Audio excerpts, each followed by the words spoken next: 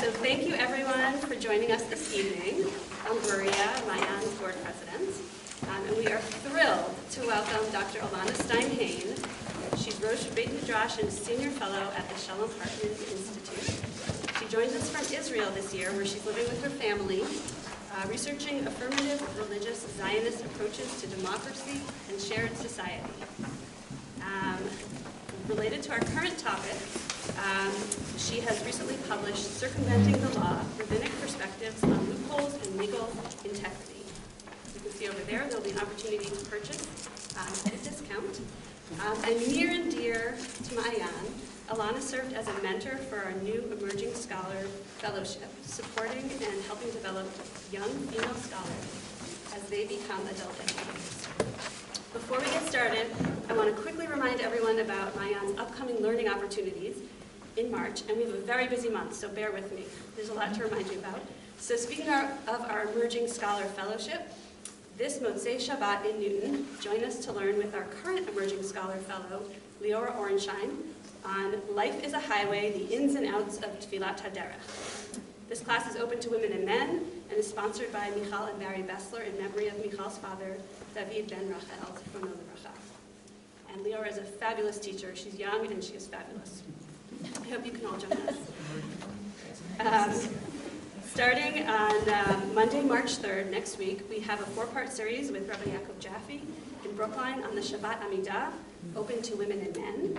And on Tuesday, the next day, Tuesday morning, March 4th at 8:30 a.m., we start a new monthly Rosh Chodesh series with Rafael Sharansky-Danziger, starting with Rosh Chodesh Adar, and that's for women only on Zoom. Then on Wednesday, March 5th, we are starting a new 4-part series with Ora Weinbach on Zoom. Ora used to live here, and she's graciously agreed to teach us on Zoom. Mitzvot and their meaning, Parshanut on Mitzvot Deoraita, and that is for women only. And finally, last one I'm going to let you know about right now. We have plenty more coming up in the upcoming months. On March 11th, to help prepare for Purim, we are very excited to welcome back our first Emerging Scholar Fellow from 2022 to 2023, Miriam Zami, and she will teach on Zoom for women only, Is the Torah Funny? Megillat Esther as Satire. Should be very interesting. Please see the Mayan website, mayan.org, for more information, to register, and we look forward to learning with you. And now, we very much look forward to learning with Dr. Elana Stein Hain. Fabulous. Thank you so much, Maria. I'm so glad I got on the Mayan dance card. It seems like there is a lot going on here, which is amazing. I hope that it continues to just grow and flourish, and it's just incredibly wonderful to be here. So I want to start with myself as a 9-year-old, because that is where my interest in legal loopholes began. If anybody remembers Game Boy, you know, that handheld video console. So there was one night, I was 9, my mom can actually verify, sometimes I often call her if people want to know how the story really went down. But it was after lights out, and I was playing Game Boy under my covers.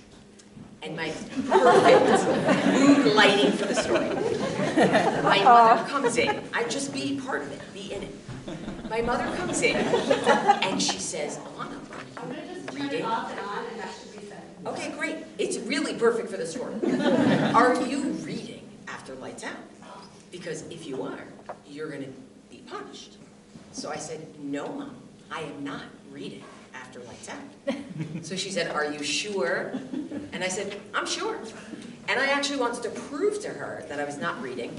So I pull open my covers, and I thought I had slipped the Game Boy between my bed and the wall, but it turns out I had slipped them on top of the covers between my bed and the wall. So out flies the Game Boy. And my mother looks at it, and she goes, you know what? You're not getting punished because that was really clever. Which to me, I keep that rule in my house. If it's clever, you don't get punished for it. But in all seriousness, I then looked at the fact that we sold our chametz in our house every year, and copious amounts of it. And I said, how is this different from the Game Boy? It seems like the same exact thing that you're doing. I don't own the chametz, but it's sitting right there in your cabinet, and you're going to get it back an hour after Pesach? Like, it's a half-eaten box of Cheerios. Like, how is this different from the Game Boy? And so when I was young, I already saw that there was something that I felt was very wise, smart, prudent about legal loopholes, and also something that seemed cynicism-worthy about them. And so I set out as an adult to try to understand, knowing that Chazal, in many, many places, are affirmative about the use of halakhic loopholes, and knowing that observant halakhic Jewish life is full of them. What's the logic? What's the logic of suggesting that this is something that is appropriate for a religious legal system? That was my goal. And so if you look on your sheet here, what you'll see are 3 pictures at the top. And to my mind, these 3 pictures epitomize the possible general approaches we could have to loopholes. The picture on the left, that we have 3 blocks that say the word tax on them, with a little arrow going around. I'd like you to raise your hand if when you think about loopholes, halakhic or otherwise, that is the kind of image that might come to mind as being relevant. Right? I don't think it's a very majestic image. I don't think it's a very religious image. I think it's a very evasive looking image. Look all the way on the right. All the way on the right, what you see is a system, a network of strings with holes, you might even say loopholes, that together actually strengthen the network of what they're trying to do. And actually, without those holes, you wouldn't be able to have the heart that you see in front of you. Raise your hand if when you think about loopholes, or probably halakhic loopholes, you might think about something like this, right? A much more majestic image that suggests, hey, this is what actually allows this system to work. The image in the middle is the image that I put on the front of my book. It's a loophole that's a question mark. Because for Chazal, and when I say Chazal, I mean our rabbis from the 3rd century to the 7th century, Common Era, early, when Chazal suggested a word, a term for loopholes, they actually suggested a term that has both the positive and the negative connotation, suggesting that actually the question is not whether loopholes are good or bad, but the question is, when are loopholes bad? When are loopholes good? Does anybody know what the term is that Chazal, that the rabbis use? I don't expect it, but I always am curious if somebody's walking around with this term in their head. Harama? How do you know that? I don't know. I love it. Ha'arama. Hey, ayin, resh, mem, hey. Okay? Picture it in your head, right? Ayin, resh, mem. Most of us will think of the word for nudity, like arum, but there's another way that arum is used. The nachash is arum mikol chayat hasadeh. That's not a positive thing. It's cunning. It's negative. But I'm suggesting that actually the term that they used is a term that has both serpentine perspective and also Solomonic. And the reason why I say that is because look at the opening of Sefer Mishlei in number 1. Mishlei Shlomo ben David Melech Yisrael. Let me tell you what the goal of this book is. Ladat chokhmah u'musar, lahavin imrei bina, to gain wisdom, understanding, discipline, etc. Lakachat musar haskel, tzedek u'mishpat u'mesharim. You should know how to live a good life. Latit, lafitaim, or ma. To give people who are gullible, cunning. That doesn't sound right. It sounds like it's supposed to be something positive. To give the gullible prudence, a little common sense, a little street smarts. Lanar datu mizima, and to a young person, a little bit of an ability to discern.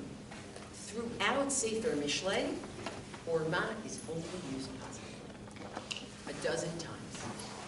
So ha'arama, as a term to mean loophole for Chazal, means sometimes it's serpentine, the nachash as arum, and sometimes it's Solomonic. Ani chokhmah shachati orma. I am wisdom, and I live with prudence, right? So that's how it starts for me, to change the nature of the question. And once we have the question as, when is it good, when is it bad? Now we're trying to understand what the values are that Chazal want to implicate in this conversation about how we should use loopholes. Okay? I don't want to look at the front page yet, because this is what I do.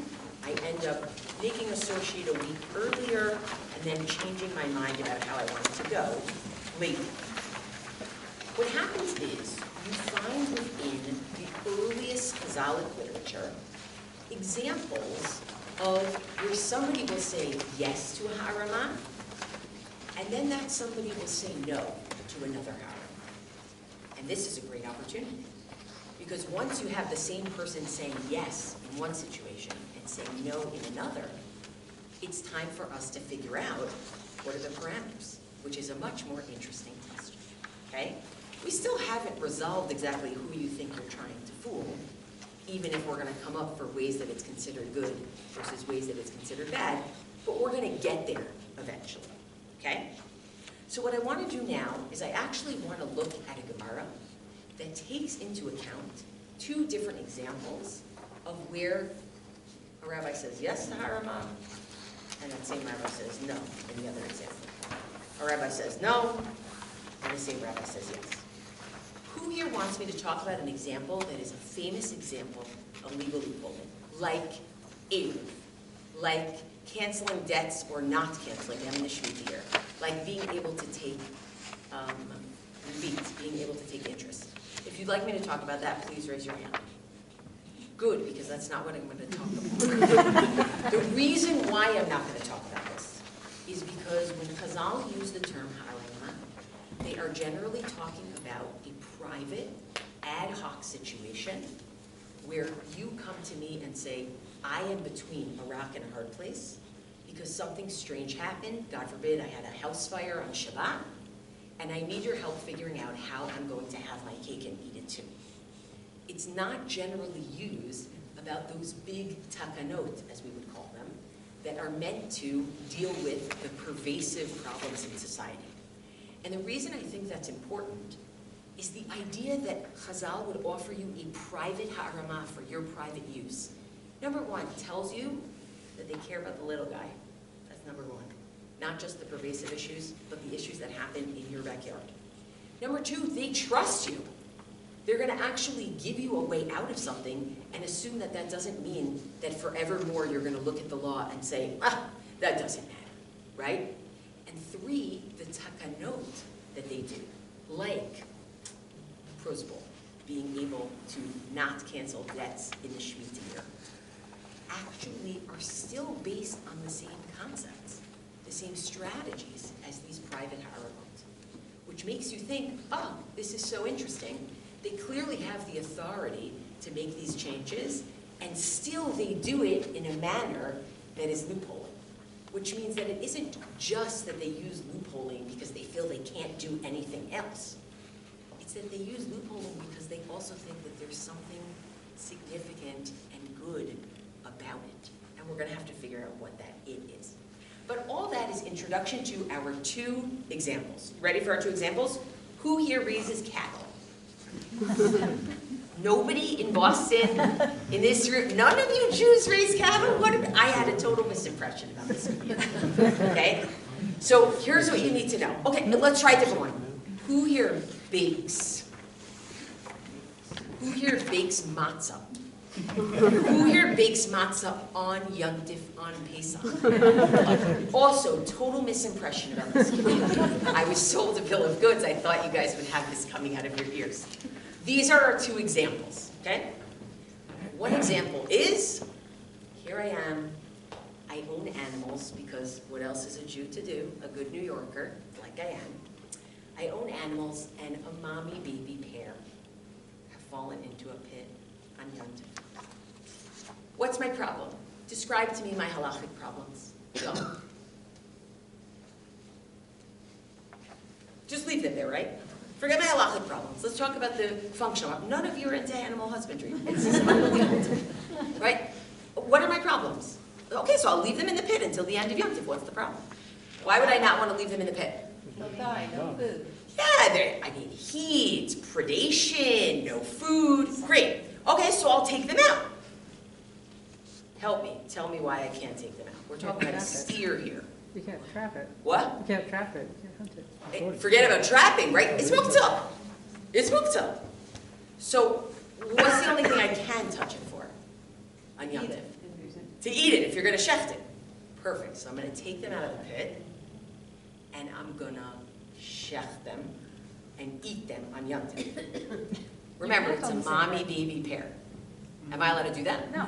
No, I am not. You're not allowed to kill a mother, actually, and her baby on the same day. And by the way, for you lawyers who are like, just have somebody else shech the baby, and you're not allowed to do that either. The Mishnah in Chulin already knew that you were coming, okay? You're not allowed to do that either. So here's my problem. I have these two expensive animals in a pit. They're expensive. I cannot get them both out because I can take one of them out and shecht it and eat it, but the other one, I can't shecht it that day. So it's just in there, muktzah, and I could lose it to predation, to sunstroke, to who knows what. So I'm going to lose money now because I'm trying to keep Yom Tov. That's the kind of personal, ad hoc situation that they could be talking about. Amazing. So both, the fact is, Chazal do talk in a way that is a little bit more scholarly. So sometimes, and I mean even like in the manner of being scholastics, like sometimes they give you theoreticals. So it's not just that they really thought people's animals were falling into pits on Yom Tov. It's also they actually really wanted to think about the law, right? Like what would happen if? Okay, so does anybody have a suggestion? What should you do? Put water. Should I, instead of calling it a steer, should I call it a stock or a pond? And then you can figure out what to do. Would that help you? Yeah, what do you want to do? Put some water down there. Put some food down there. Great, okay, so you're going to take out one, shecht it, and put some food in there Or for even the for both. Yeah. Or even for both. Yeah. Great, you're very Put trusting. a You think sunshade it's going to be or- fine? Post a guard. I don't know. Done, amazing. Anybody have any other suggestions? What you should do? Yeah. You put a plank or something to go in the hole, then you take out the mom, the baby's going to follow up the plank by itself. Oh, I like that a lot. That's a great idea. Does not come up in the Gemara. I love it. That's fantastic. Any other suggestions? Okay, I guess we'll have to see what happens. Let's take another example. Ready? You have made the very wise decision to bake matzah on Pesach, on Yom Tov. And you are baking so much matzah that you actually have enough that you're supposed to set aside challah. You know, that part that you're supposed to give to the Kohen, right? But the issue is, I mean, today, what would we do with that challah that we set apart? You're going to burn it. Oh, okay, great. In the ancient times, we would burn it if it was tummy. So let's say it's tummy. So here I am, la-di-da. I'm making my chametz on Pesach. I mean, I'm making my matzah on Pesach. And I have this piece of dough that I can't put in the oven, right? Because I can't just burn dough on Yom Tov. That's actually an Isser D'Oraita. That's a biblical, I can't, right? I shouldn't do that. So I'll just leave it on the counter. What's going to happen to it when I leave it on the counter? It's going to rise and I'm going to own chametz. On Pesach, I can't do that either. Okay, so what should I do? Help me out. Give it to the Kohen. A little closer than stocks. You should give it away. Give it to the Kohen. I love that.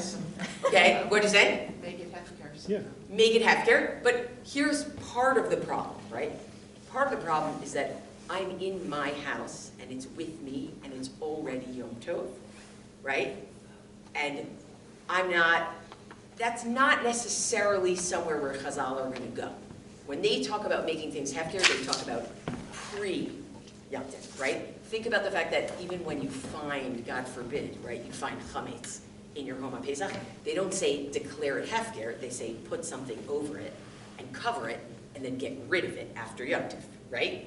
So it seems like it might not be enough, right? But I like the way you're thinking. What should we do? Could you bake it and then give it to the Kohen already baked? But the Kohen can't eat it. It's tummy.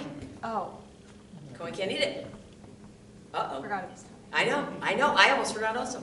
Could you say, like, I made this much and I'm done, so now I'm going to make this much? And I'll be Oh, done. so just make less. No, you can still make the same amount, but like maybe, like, you can say I'm finished now, and then move on to your next batch. Great, so that's a great way to go, and you can see that in other places. That's not what's suggested here. Anything else? Come on, be a little manipulative. Let's be a little, think about the Game Boy. What would you do if that was your Game Boy? Hide it? What do you say? Hide it? I like that. That's really, you're like, this chametz that's popping out from under my covers, that's nothing. You don't have to worry about it, right? What are you going to do? Sell it to a goy. Sell it to a non-Jew. We have a similar problem. It's yontif. I'm not selling anything on yontif, right? Add something like poisonous to it so it's no longer considered food. Oh, I like the way you're thinking. The Gemara doesn't bring it up, but another great idea similar to the plank. Okay, so here goes. Here goes. Let's take a look at page 2. Okay? The Mishnah in Pesachim that the Talmud Yerushalmi is going to use to analyze why you would say yes in one case and no in another, or vice versa. Keitzad mafrishin chala tuma b'yom tov. How are we supposed to separate chala that is tameh, meaning because it has to be burned in the oven, on Yom Tif? And you have to trust me that it's the Yom Tif of Pesach. We're in Masechet Pesachim. Okay? Rabbi Eliezer says, Al tikra l'Hashem ad shetafeh. Ho ho ho. None of you thought of this. Rabbi Eliezer says, just don't call it challah until it's already baked. Put everything in the oven. What's the problem? I didn't decide which one I'm not eating. Put it all in the oven. Ki'ilu, I'm going to eat it today. And once it's already baked, then you call it challah. Okay? Ben Betera says, no, I'm a chemist. Ben Betera omer tatil etzonim. Put it in cold water, it won't rise. Right? Put dough in the freezer, it's not going to rise. Right? So he says, you don't have a problem. Amar Yoshua, so Rabbi Yoshua says, nah, lo zehu chametz shemusarim alav vayireh or bal yimatzeh. Actually, I don't really think the problem of owning chametz applies to this piece of dough. Ela mafrashta u'manachta ad ha'erev v'imechmitza echmitza. Leave it on the counter, and if it rises, it doesn't matter. Why would Rabbi Yoshua think that it doesn't apply? The problem of owning chametz wouldn't apply? Weird. Yeah. You don't want it? Okay, but there are things I don't want, but I still own them. It belongs to the Kohen, not any one particular So Kohen. maybe even more than it belongs to the Kohen, right? It's lo yira'eh lecha chametz, lo yimatzeh lecha chametz. Maybe it belongs to God in a way, right? If we say it belongs to Gavoa, it belongs to God, it doesn't belong to me, because it is a matanat kehuna, right? It is a gift that we give to a Kohen. Maybe then Bayir and Bayim doesn't apply. Now, it's interesting, because Rabbi Yoshua, this is what he says in the Mishnah, but in the Tosefta, which is like a companion to the Mishnah, he actually says something else, which is, I'd rather sin by leaving it on my counter and being totally passive than sin by putting it in my oven and violating that way and burning it. So in the Tosefta, he actually does think it's a problem. Okay? Now the Talmud Yerushalmi is generally based on the Tosefta, not the Mishnah. Even though you'll see a Talmud Yerushalmi, if you see it on a shelf somewhere and you open it up, it's going to have the Mishnah in it. Really, it should have the Tosefta in it, because that's what the Gemara in Yerushalmi is usually talking about. So what this Gemara has is it has Rabbi Eliezer saying, and by the way, it does not matter to me if an hour from now you're like, what was the case with the matzah? That's not the point. The point is going to be, why is it that Rabbi Eliezer is coming up with this idea of, here's your workaround in this case, and Rabbi Yoshua is not, whereas in another case we're about to see they flip. That's what's going to matter. The variables that allow them to say yes to harama sometimes and no to harama other times. Okay? The specifics of it are, I like to call it, it's like climbing the mountain to get to see the beautiful scene, right? I could have started with the two agadot, the two stories that are on the first page, which would have started you at the top of the mountain, but then you wouldn't have wanted to climb.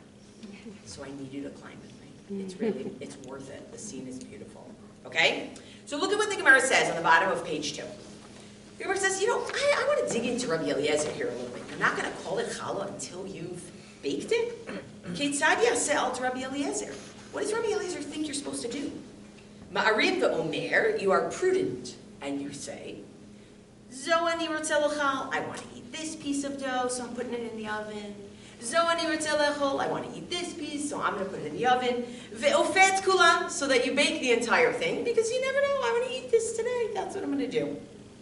Ukeshehu rodeh, and when you're taking it out of the oven, ma'arim ve'omer, you're prudent again, and you say, Zoani Rotzeli Yashin, you know what? This piece, I'm not going to eat today. That's fine. I'll eat, remember, you made a lot of dough. I decided I'm not going to eat this piece in the end today. Zoani Rotzeli Yashin, I also am not going to eat this piece. Umeshayerachat, but in the end, you take some of them to eat for that day, and you leave one in the oven. Done, amazing, perfect. Great. Scene ends. Rabbi Eliezer has a good workaround for you. Can you explain to me what justifies this workaround? Why is this considered a good workaround? Why does Rabbi Eliezer want you to do this workaround? What's the big value here? Yeah. You get to bake and keep all of the loaves. You get to bake and keep, but you could have done that without the challah, right?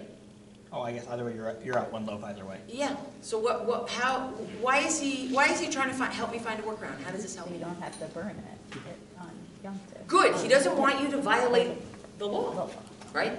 He doesn't want you to violate the law of owning chametz, and he doesn't want you to violate the law of burning something on Yom Tov that you shouldn't own, right? He doesn't want you to violate the law. That seems like a pretty good reason to find a workaround, doesn't it?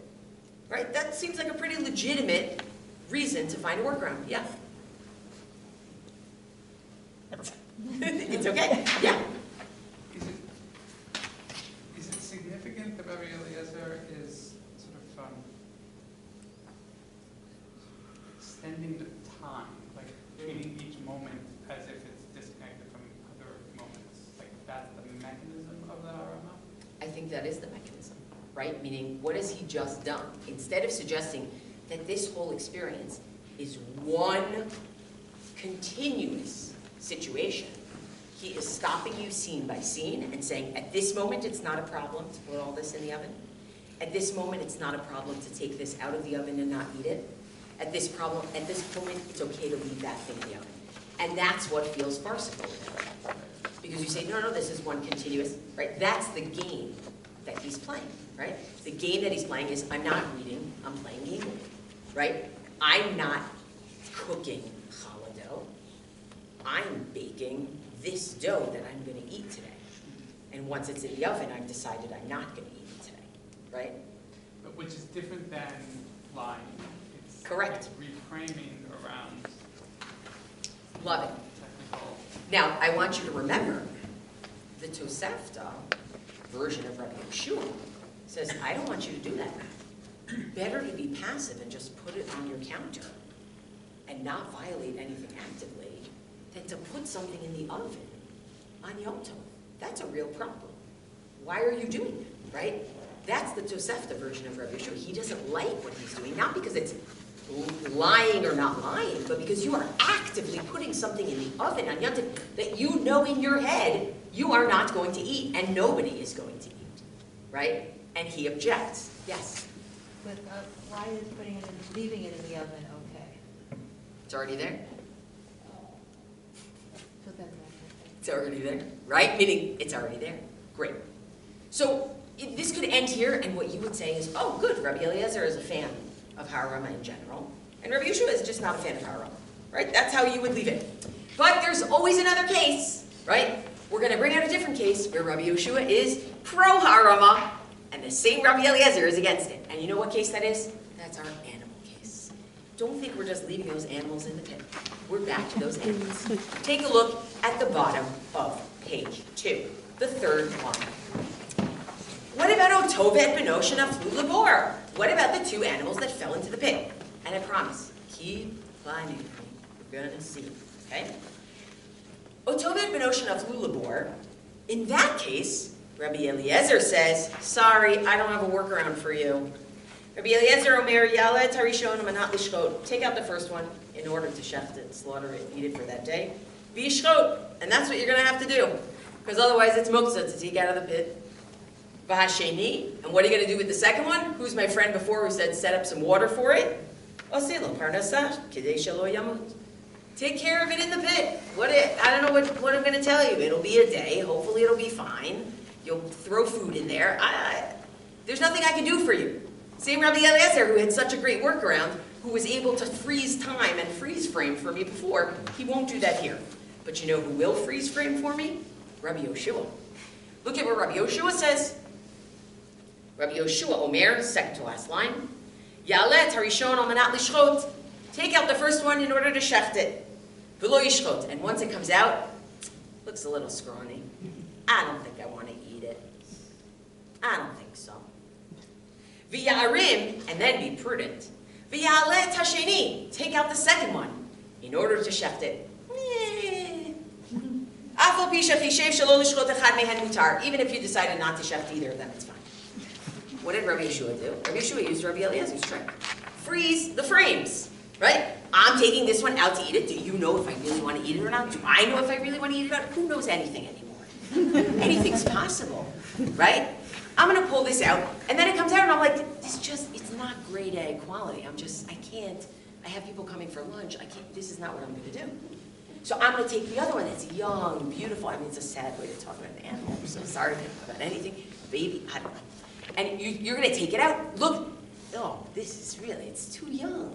This is not going to work, right? So you tell me, why would Rabbi Eliezer say no in this case if he's the guy who found you the workaround for the chametz? Why would Rabbi Yeshua say yes in this case if for the chametz he refused to do the freeze frame? How are they deciding what's good and what's bad? So here's what I'm going to tell you. I'm not going to make you figure it out yourself because we don't have the time for that. Okay? Here's what I want to tell you. What the Gemara is going to suggest is two types of variables that become the DNA for the question of when a loophole is okay and when it's not. One type of variable has to do with, is the goal legitimate? Is the goal something that halakha itself would recognize as worthy? What might such a goal be? Keeping you from sin might be such a goal, right? We don't want you to have chametz on your counter and you're going to own it, right? So find me places where we want to keep people from sinning, and I'll find you a loophole to make it happen. Because that is a goal that halakha itself cares about, right? Or how about this? Do you think that, anybody here pay yeshiva tuition? So you're going to answer no to this. But do you think, does anybody here work in a school? You're going to answer yes to this. The question is, do you think halakha cares about your money? Do you think halakha cares about protecting your money, protecting you from economic loss? Why do you think that? Who here pays yeshiva tuition? Why do you think that? What makes you think that? Can I tell you why you think that? You don't even know why you think that, but I'll tell you why you think that. You know when the Torah talks about a house that gets sarat, you definitely knew that coming to a shiur about loopholes, we were going to talk about a house that gets sarat. I'm saying, we've been through animal husbandry, we've been through baking matzah on Pesach, don't do it, and we're now moving on to sarat. This is a bestseller. This is a bestseller, okay? But it's the DNA, guys. It's the DNA of all of our conversations today about alumna. It's the DNA of all of it, okay? Actually, when the Torah says that a house has sarat, Torah says something very strange. It says before the Kohen, you got it, before the Kohen is going to pronounce that house as a Beit that is tzarua, you're going to take everything out of it. Why? Because everything in the house is going to become tameh. So what? If it's metal, I have a way to deal with it, right? What is the only material that has to be broken if it's tameh? Clay. Clay pottery. You tell me, clay pottery costs money. It's the cheapest thing you can find. So because clay pottery might be in there, and we'd have to pronounce it tameh, and you'd lose 50 cents, we're going to empty out your whole house before we call it a bayit that has sarat, to save you 50 cents, okay? I think Nate Bargatze, the comic, has like a joke. If you haven't seen Nate Bargatze, you have to see Nate Bargatze. He's the only wholesome comic out there, literally. The only one who maybe is even halachically okay to watch. Like, I'm not even joking. He has this bit where he talks about he and his wife, you know, she's very insistent that he turn off the lights when they leave a room. And she's like, it's amazing because the 38 cents that we are going to bequeath to our children for their college fund for all these years of making sure to turn off the electricity. It's like that, okay? Why does the Torah care? So the Mishnah in Nagaim says the Torah cares even about your 50 cents. How much more so does the Torah care about your $500? How much more so does the Torah care about your children? How much more so does the Torah care about the most righteous versions of people, right? HaTorah chasa al mamonam shel Yisrael. The Torah cares about our money. So Rabbi Yeshua says, I'm not going to make you leave your animals in a pit.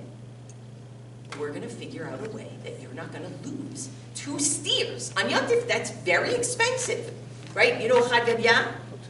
Imagine, you lose it. That Gdi was so important, you lose 2 of them in one day. Who wants to do that? No. So here are 2 goals that halakha actually recognizes. And Rabbi Eliezer is ready to give you a harama only for the goal that is much narrower, keeping you from sin. Much narrower, right? And Rabbi Yeshua is willing to allow you to do harama for what I would call a value of the law, right? A principle of the law. Who here gets to decide what's considered a principle of halakha, a value of halakha? You get to decide?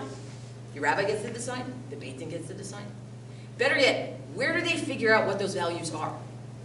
It comes from the text. Like if you read the Torah, it's so obvious what those values are. It comes from your values in the 21st century world and you're reading them in. I don't know, both, right? Like that is what happens. You engage with a text.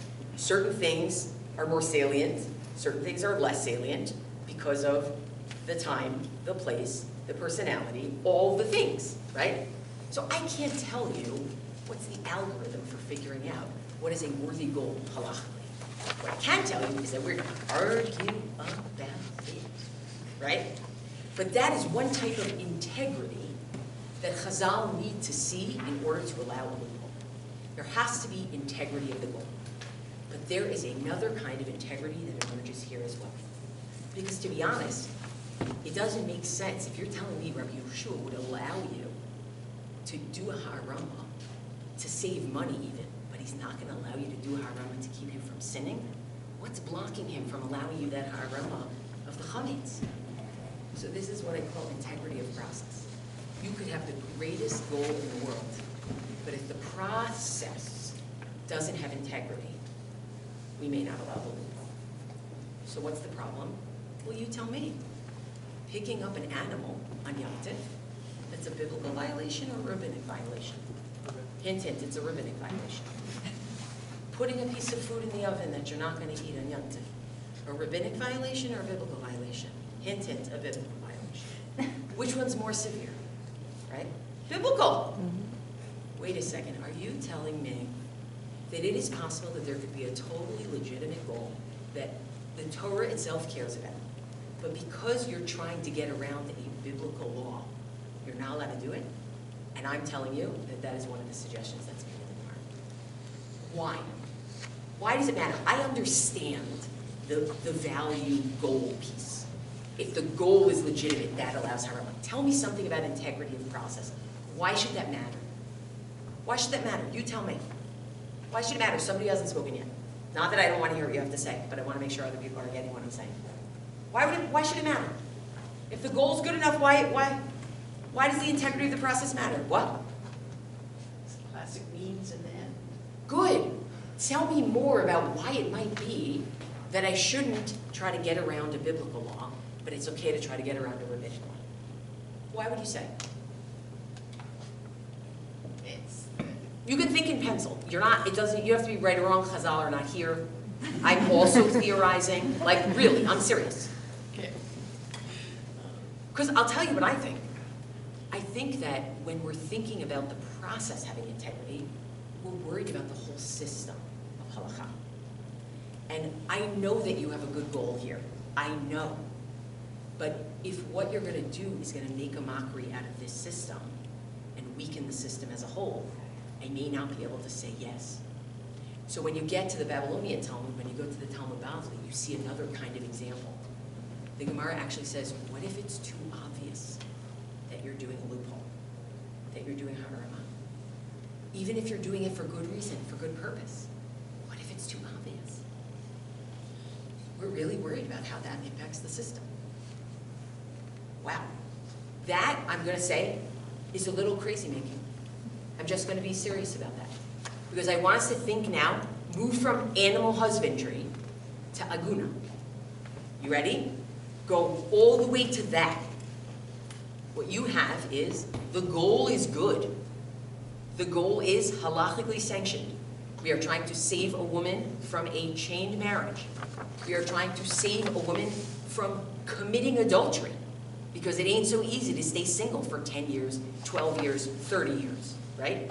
We are trying to keep a woman from producing mamzerim by sleeping with someone when she's still considered married. All good goals. But the argument is going to go, and this is the way the machloket goes back and forth, then back and forth. I want to do it, I want to find out, I want to find the thing. But the way you're doing it does not have process integrity. And what we are worried about is that you are going to undermine the stability of the concept of marriage in Judaism. We are worried that you are going to undermine the concept of and the stability of Kiddushin in Judaism. This is the DNA of that argument right here. A side that pushes much more towards what the goals are, and a side that pushes much more towards what the process is. The DNA is right here. So you think it's about animals, it's actually about human beings, and it's about their lives. And I think it's important for people to see that. And the reason why I think it's important for people to see that is twofold. One is because that machloket, I think, is a machloket l'shem shamayim. Now, don't get me wrong. The people who are going to be machmir, they need to find some other way to end the Yehudin problem.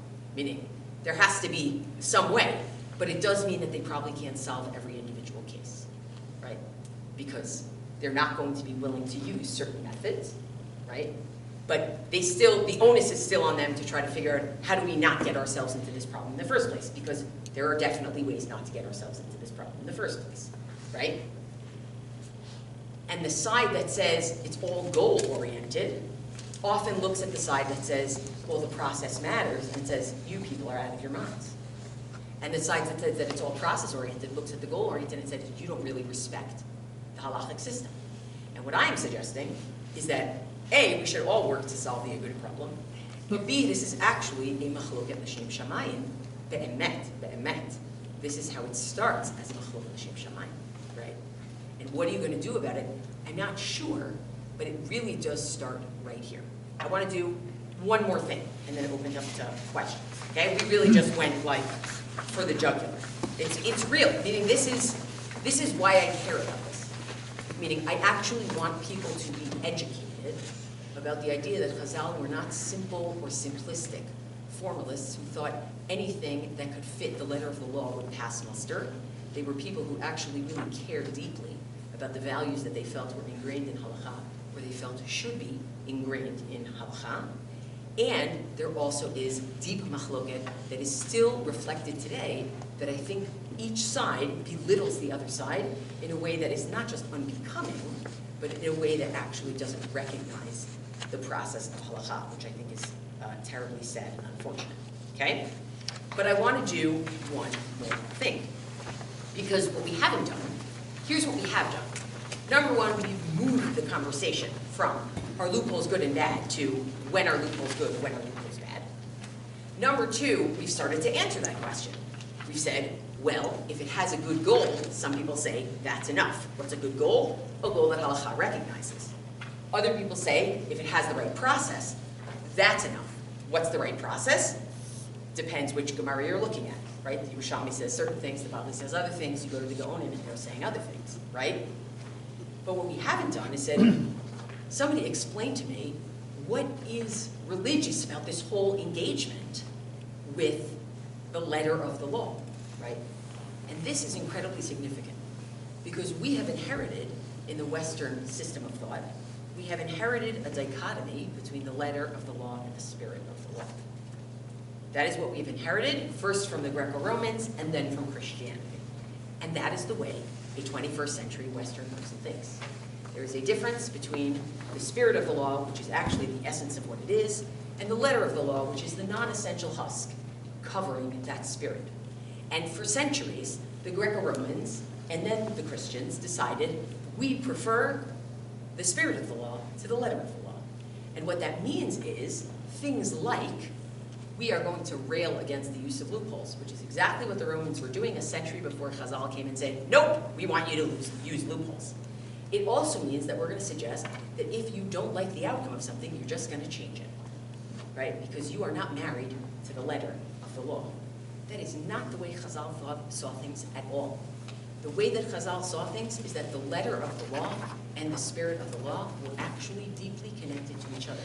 They were not unaware of the tensions between them, but they were not willing to choose one over the other. They actually are supposed to come together. And when I look at that, I ask myself, as a modern person, how am I supposed to understand that? Given that my whole mindset is letter versus spirit, spirit is higher because I am a Western person, and this is how I've been taught to think, right? What am I supposed to do with that? And then I encountered incredible midrashim about God using loopholes. And I said, oh my goodness, Chazal don't just think of loopholes as, well, we're stuck with the letter of the law, so what can we do? They actually think there's something powerful to using them, to doing it this way, to doing it in a way that uses the letter of the law to uphold the spirit of the law. Well, what do they think is religious about that? Take a look with me at page 1. Shmot Rabbah, okay? Shmot Rabbah describes this section in Shmot Rabbah, and I know, Korea, we have to end soon. I know. Shmot Rabbah, well, we're ending with a story, so like we're all going to be fine. Shmot Rabbah describes Moshe as a lawyer. Here's the amazing thing, and Ricky Hidary made this point. Professor, Rabbi, Dr. Richard Hidary, good friend of mine, and Miriam Zami's advisor, actually, doctoral advisor, he made an amazing point. He says, you know where Chazal hated lawyers? Sorry, lawyers. Do you know where they hated lawyers? In Beit Din. There's a lawyer in Beit Din. We don't have an adversarial system at all. Right? There's nobody like presenting evidence, presenting their argument. None of that. You just have witnesses. They come in, they give testimony. They hated lawyers. The Romans loved lawyers. Do you know why Chazal hated lawyers? Come on, lawyers, tell me, you know why. You know why. Because what can they do?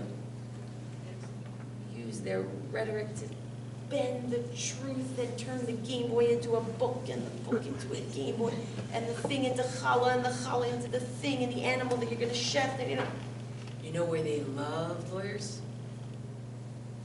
Midrash. In Beit Din Shalmala. They love lawyers. You do a mitzvah, Pirkei Avot says, you do a mitzvah, you are koneh a praklit. You get yourself a defense attorney. Beit Din Shalmala. Beit Din Shalmala is full of lawyers. You know why? Because who wants us to win? God wants us to win. So God wants us to have a good lawyer. It's unbelievable. As the Romans show up as judges saying, close the loopholes, close the loopholes, close the loopholes, Chazal show up as lawyers for the Jewish people.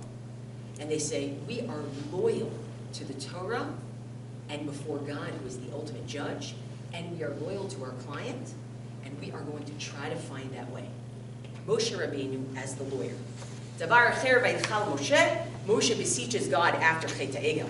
Am Rabbi Yeshua ben Levi, b'shem Rabbi Shimon bar Yochai. Petach shel tshuva patach lo Kadosh Baruch Hu b'Sinai. God gave a little opening for Moshe to challenge God when the Aseret HaDibrot were given at Sinai. What was the out? Anochi Hashem Elokecha. I am the Lord your God. How's that going to help? You're already thinking, I see it in your face. I'm so happy. Let's see. Well, let's see. We'll see if you're ready. You already read it? What have you been doing here? Okay, fine. Bisha'ah, I'm just messing with you. Bisha'ah, I just like the laugh. Right? Like if we're not going to enjoy Torah, then what are we doing? Right? Bisha'ah she'asu Yisrael oto ma'aseh, when the Jewish people did the Chet HaEgel, Amad Moshe vayam fayes et Elokim v'lo haya nishma lo. He was trying everything to get God not to destroy them. Everything. But God wouldn't listen to him. Amar le efshar shelo na'aseh behem midat hadin al shebitlu et hadibur. Moshe, come on. I'm not going to mete out punishment against them. They literally, I gave them 2 mitzvot. Anochi Hashem Elokecha, lo yeh lecha elohim acherim u'fanai. And they broke them both. I'm not going to do din against them? Are you kidding me? Amar lei. So Moshe says, Ribon Olam, sovereign of the universe. Kach amart. This is what you said. Anochi Hashem Elokecha. I am the Lord your God. V'lo amarta Elokechem. You didn't say it in plural. You said, I'm the Lord your God. Lo li amarta Anochi Hashem Elokecha. Weren't you just talking to me? Shem Alehem amarta. Were you even talking to them? V'ani bitalti ad hadibur. Did I do anything wrong? It's mom. I'm shocked. What do you even? Amar Rav Yeshua ben Levi, Rav Yeshua ben Levi says, Leficha chazar hadibur b'Torah b'lashon rabim. That's why when you look in Vayikra and Bamidbar, you will find said several times, Anochi Hashem Elokechem, u'v'chein b'chol mitzvot Anochi Hashem Elokechem, v'lo amar od Anochi Hashem Elokecha. Enough with this singing. Fool me once, shame on you. Fool me twice, shame on me. What is going on in this Midrash? What is this? This is why people hate the Jews. There are a lot of reasons why. I don't think any of them are legitimate. This is one of them. Tell me, what's going on here? Is this a joke? It's a joke. It's a very fine reading. It's a very fine reading. And God says, first of all, notice that the Midrash says, Petach shel tshuva, God gave it on purpose. Right? That's already the rabbi saying, God wants loopholes too. Why? Because God wants you to win. Right? God leaves those loopholes in for you. Right? It's chuni banai. Exactly. In a way, you've made me forever, and you've also triumphed over me. But that's made me forever. Right? Beautiful. What's going on here? So here's my suggestion to you. You ready? What are the 3 words in the Torah that would lead you to believe that God should destroy the Jewish people after they did the Chet HaEgel? Or what are 3 words in the Torah? I'll give you a hint, we were just reading them. Anochi Hashem Elokecha. I'm Lord your God. What are 3 words in the Torah that would make you think God shouldn't destroy them even after they do the Chet HaEgel? Anochi Hashem Elokecha. Right? We want to get rid of Anochi Hashem Elokecha? I don't think so. I don't think so. We just want it to mean something else right now. Right? We want it to mean something else right now. Midat harachmim and not midat hadin. Right? I think that when you look at Chazal using loopholes, the idea that the letter of the law matters as the spirit of the law matters, what you see is an attempt to retain a relationship. An attempt to retain a relationship with the law and with the giver of that law, with God, trying not to leave anything behind, but trying to make the results workable at the same time. And that does a bunch of things. One thing it does is it ratifies how important that letter of the law actually is, and the belief that it comes from God. I really shouldn't have chametz in my house on Pesach. I really shouldn't own it. I don't want to ignore that. I don't want to get rid of that. I want to retain that sense. That's one thing it does. The second thing it does is, you tell me what a law code looks like if every time you have a problem with it, you repeal it and replace it. It's not a law code anymore. It's gone. It's ash. It flies away. It's very flimsy. You want to be able to maintain this system, you're going to need to figure out ways to find gaps that allow the system to continue and not to break every time there's a problem with it. And I want to say a third. And this I learned from sociologist Adam Sullivan. Because sometimes it's hard to look at ancient texts if you don't have a modern way to think about them, right? Because my whole brain is wired to think spirit of the law, not letter of the law, spirit of the law, not letter of the law, even though my halakhic brain is letter of the law, letter of the law, letter of the law. So here's what he gave me, and you're smiling because you know, right? Sincere self, ritual self. It's incredible, changed my life, and I hope it changes yours too. He says there are 2 selves. There's the sincere self, which is what you're really thinking about right now.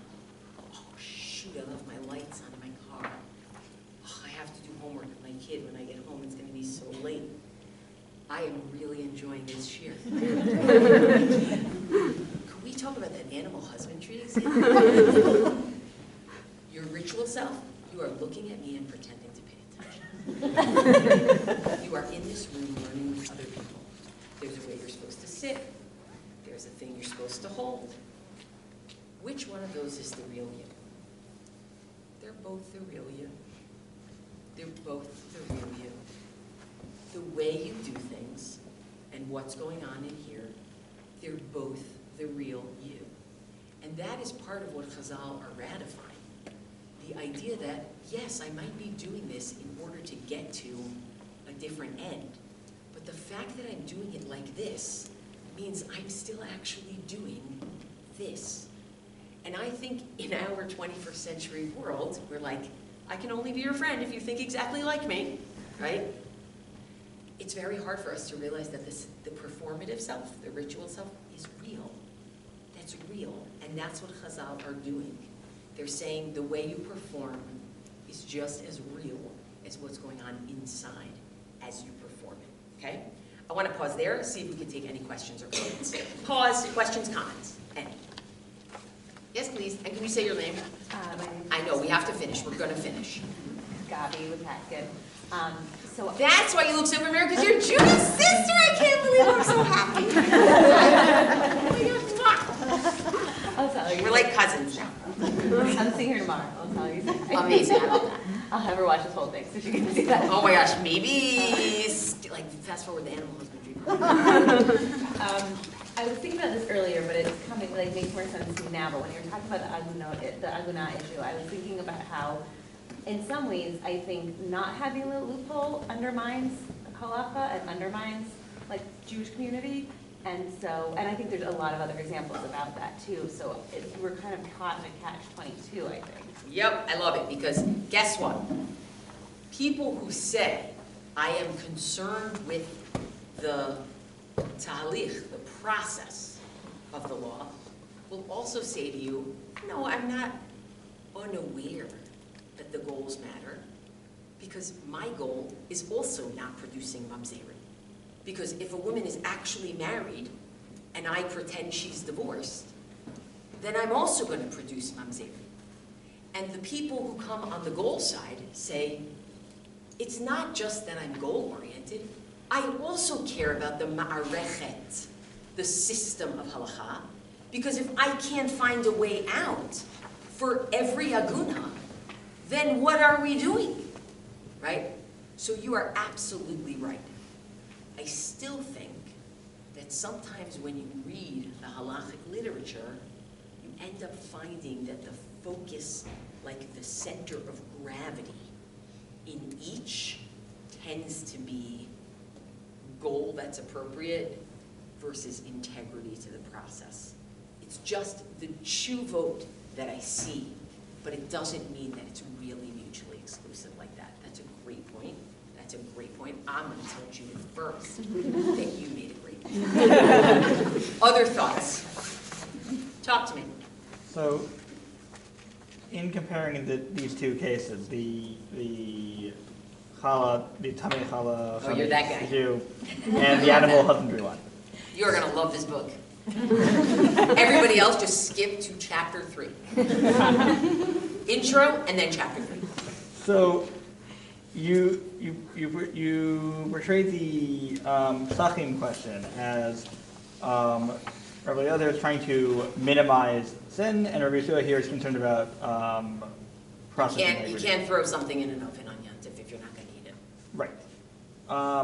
But in the animal husbandry issue, then where's the reverse, right? Rabbi Eliezer is not allowing this harama, even though there is a goal-oriented. Where's the process integrity problem? I don't think it's a process integrity problem. I think he doesn't think saving money is a good enough reason to do it. I think he thinks it can only be to prevent sin. Much narrower version of what so in Sachim, there's no way to avoid an Isser at all, whereas you can avoid Isser with Yom Tov. And here it's like, look, saving money, I want to save your money as much as the next person, but that's not a good enough reason for me to give you a hara, right? You can also have arguments about the goals, right? Has anybody here ever found themselves in a community where they thought that what they thought were the goals of halakha is what their other people in the community thought were also the goals of halakha? And then pitom, something happened and you realize, holy cow, we do not think the same way about the goals of halakha. I am not sure I am still going to be a dues-paying member of this synagogue. See what happens when Rabbi Samuels is away? Right? See what happens? But like, I'm serious. That's a big deal. We live in communities of interpretation, and when I find myself in a community of interpretation where my sense of what is a matara mutzdeket, what is a goal that is legitimate, and I find myself surrounded in a sea of fellow travelers who do not see that goal as legitimate, or may even see it as antithetical, I might find myself being in the wrong interpretive community. And that really happens to people. That really happens to people, right? Great, a few others, and then we're going to close up shop. I was just thinking like another, I mean, the way I interpreted the difference between those two cases was, and I could be totally wrong because I'm like half asleep right now. By the way, that could be a reason for being totally right. My inner self, you know how many times the Shulchan Aruch says, a Maggid told me in a dream. Actually, it's not Shulchan Aruch, it's the Ramah. A Maggid told me in a dream. I am not joking at all. Do not belittle your subconscious. Okay. No, but I was thinking like, that in the one case, you didn't have to bake any, like, I mean, you could bake less amount to start, right? And in the other case, did someone say that? See? That maybe you bake a different And the amount. other case, it's like, it happens, like the animals just fell into the hole, stuck. right? So like you could have prepared in advance and thought about it. So interesting. And cared about it and not made all of this, and that is more on you. Well, so it's very interesting because, to your plank point from before, there are suggestions that the Gemara doesn't bring up. And the question of why the Gemara doesn't bring them up, it's very hard to argue from silence, right? Because one thing that a person could answer is, I'm not sure that I'm going to care how you got into this situation. You're now in this situation, and we're going to help you, right? So I'll give you the example. Leo Katz, who's a professor at Penn, who's a professor of law, and talks about legal loopholes, in the American legal system. He says, he's like, look, you want to let asylum seekers into your country, but what if somebody wants to get into your country, so they say something against their government in order to become an asylum seeker? Are you not going to let them in? But you still want to save asylum seekers. They're still in danger, right? Like, it's a fascinating thing. By the way, parenthetically, I know we have Ed, he also taught me a great Yiddish word. The Yiddish word is avoidance. Avoidance is perfectly legitimate loopholing. Evasion is illegitimate. Illegal loopholing. And avoidance is reasonable people could disagree. Doesn't that sound Yiddish? It sounds Yiddish, right? Let's take one more, and then I want to say one thing before we close. No, that's it. Yeah. Do you have a sense of when the loophole is done with a wink and a smile, and when it's done sincerely and seriously? What would it mean for a loophole to be done sincerely and seriously? That you actually believe that you are freezing time in the frames as you go along. So here's the thing. I think that Chazal, in general, really believe that there is a creative aspect to halakha where you can create a reality. You can create a legal reality. But creating that legal reality doesn't mean that you need to think that that is actual reality. It means you need to think of it as legal reality, right? I don't actually have to think I'm going to eat this piece. I need to know that halakhically, in order to do this, there has to be a viability for me eating this piece. And what I'll tell you is that the Bavli actually takes some examples from the Yerushalmi and turns them from ha'arama into, is it potentially going to be eaten? Because they don't like the fact that ha'arama is making it seem like you have to intend something. They'd rather be able to say, well, objectively it might be eaten. And I think it's for precisely that reason. It's getting less radical about creating reality and more interested in the empirical reality matching the actual, real, honest-to-goodness intentions that you have internally, which has a lot to do with subjectivity. It's a different conversation. I want to end with this. I hope that for anybody who is not super interested in this topic, what this has at least has done for you is has opened a window into how it's possible that something that has been a source of polemic between Judaism and other cultures for a very long time is actually a mark of a different way of looking at law and reality. That it's actually its own system of thinking and not simply something that is outdated, antiquated and doesn't make any sense. If you are actually interested in this topic, then what I suggest is that you actually think to yourself about the next question. Because the next question that this begs is, well then who has the authority to make a decision as to when a loophole is going to be used? Because we did not talk about the famous ones. And what's interesting about the famous ones is that often when you get to the famous ones, instead of simply saying, we're going to figure out a way to get around this, and here's your clever stratagem, there's often a pasuk. There's often a biblical character. There's often something that gives it a different kind of authority, almost as though a takana that is meant to change society in such a pervasive way should not simply be done by a wink and a nod, but needs some deeper samchut, some deeper authority. But then there are things like mechirat chametz, selling your chametz, which actually began as a private loophole for someone on a ship. The Tosefta talks about it. You're on a ship, it's right before Pesach, there ain't nothing you can do. Thank God there's a Gentile there with you. And suddenly, you get to 17th century Poland, and the Jews are making beer, and that is how they are subsisting, their livelihood, and suddenly it's a pervasive problem. So that wasn't a pasuk. That was simply a recognition of a pervasive problem. So what gave people the authority to create mechirat chametz as something that we do, right? That, to me, is kind of the next question for people to think about. But meantime, thank you all so much for your attention, your thinking, your pushing your minds in all the directions. And anybody who's interested in buying a book, I'm interested in writing a little note to you, just to say thanks. Thanks, everybody.